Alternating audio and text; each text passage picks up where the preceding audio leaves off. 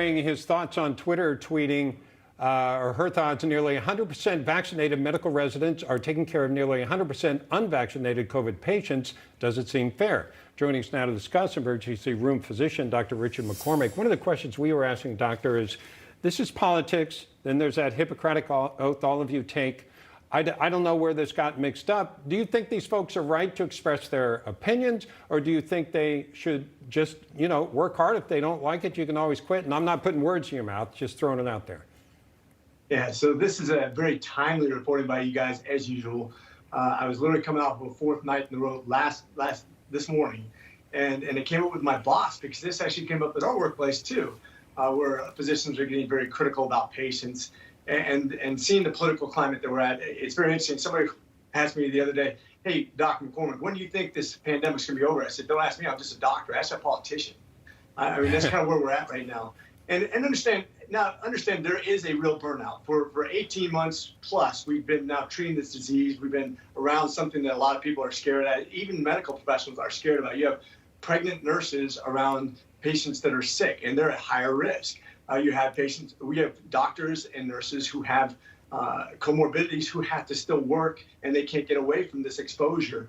And there is a real burnout because there is a lot of waiting rooms that are full, and we're stressed because we can't get patients admitted because the hospitals are full. So I get that.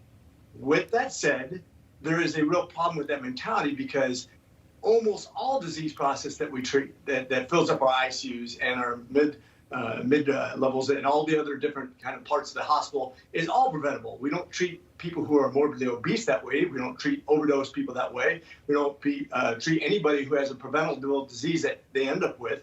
Right. Because let's face it, a lot of us put themselves in bad medical position by the way they treat their bodies. We're not treating them differently, and there's no counterintuitive process out there. For example, with this disease process, you can read a lot of stuff out there and you get confused. I mean, that's an honest confusion when you read stuff and you say, am I at more risk by getting this vaccination?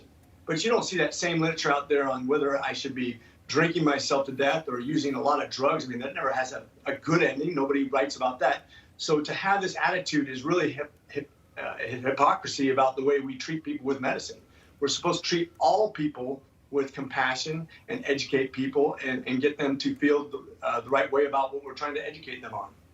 I want to ask you about CDC Director Dr. Rochelle Walensky making some rather alarming comments regarding vaccination data from Israel. Listen to this.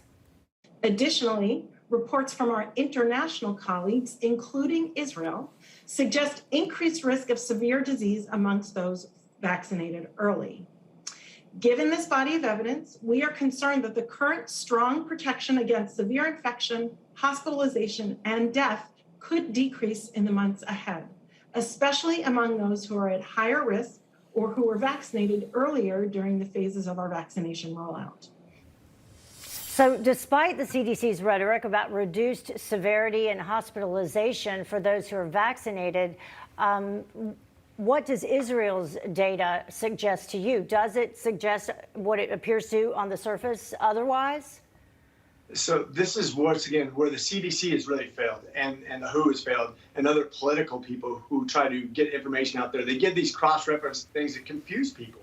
And now there's all this confusion about whether it even benefits. They said in this last Israel study, 60% of the people who are being admitted have been vaccinated. That makes it sound like, well, gosh, your chances of being vaccinated and being admitted are greater. But if you really break it down, you realize that Israel has 85% of their population vaccinated, and you adjust for that, then actually you still have 3.5 times more likely to be admitted when you're unvaccinated than vaccinated. But you have to digest that information. You have to educate people. But the way the CDC just throws out information, it makes no sense to people, and they get confused. And of course, if you confuse people, they're not going to know what to do. I only got about 15 seconds for your answer here, but how busy are ICUs typically? Because we hear reports, oh, it's 78% full, 85%.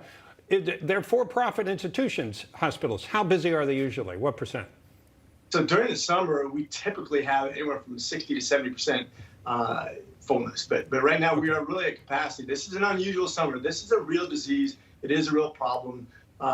It has caused a lot of stress, and that's why you're seeing so many people that are reacting the way they are, even when it doesn't make sense to a doctor. Thank you. Dr. Richard McCormick, thank you.